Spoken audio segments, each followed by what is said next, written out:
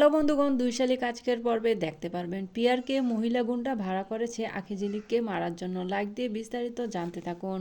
এই দিকে সমতার মা তর্কে জড়ালো, বলল তোর জন্য আজকে আমি প্রতিদিন বাড়ি বাড়ি পানি দিচ্ছি। সমতা বলছে ইস এখন আমার দোষ, তুমি তো উস্কানি দিয়েছ, তোমার জন্য তো আজকে আমি এই কাগজ টোকাচ্ছি। সমতা তার মাকে বলছে তুমি তো দামি মোবাইল দামি শাড়ি পরে পরে বস্তিতে ঘুরতে, আমাকে দিয়ে এই অপকর্ম করাতে, আজকে তোমার জন্য আমার এই দশা। তখন দেবা আর আঁকি এসে বলছে সমতা বল পিয়ারকে কোথায় আছে। সমতা বলে আমি যদি বলে দিই পিয়ারকে কোথায় আছে তাহলে পিয়ারকে লোক লাগিয়ে আমাকে মেরে ফেলবে। তখন দেবা বলে তোকে মারবে না, আমি তোর দায়িত্বে নেব।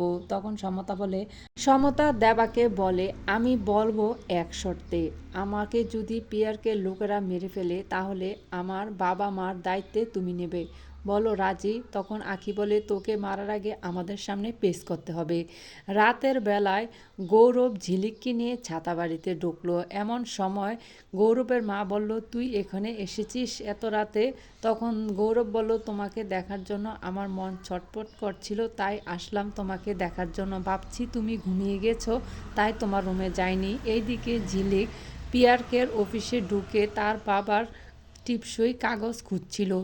নীলিমা গৌরবকে বলে তুই আর বস্তিতে ছাতাবাড়িতে 2 গানে আপ ডাউন দিতে হবে না, এখন থেকে তুই ছাতাবাড়িতে থাকবি। তখন গৌরব বলল তাহলে ঝিলিক কোথায় থাকবে।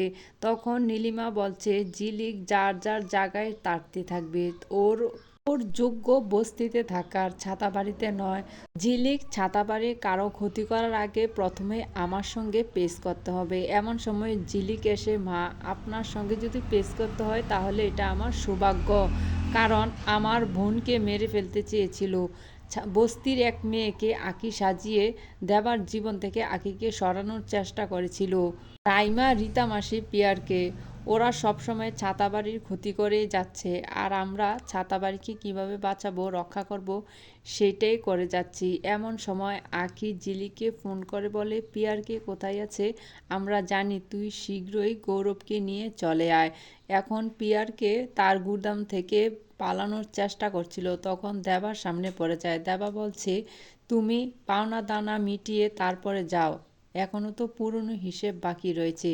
পিয়ারকে বলে তোরার নসিব ভালো, যতবার আমি মারতে চেয়েছি তোরা বেঁচে গিয়েছিস, আজকে আর বাঁচতে পারবি না, আজকে আমি তোদেরকে মেরেই শেষ করে যাব। এমন সময় গৌরব ঝিলিক পুলিশ নিয়ে আসে, তখন পিয়ারকে পুলিশ অ্যারেস্ট করে নিয়ে যায়। পিয়ারকে যে গুন্ডা মহিলা ভাড়া করেছে আঁকি ঝিলিককে মারার জন্য, এই মহিলা দূর থেকে আঁকি ঝিলিকের ছবি পোড়াচ্ছিল।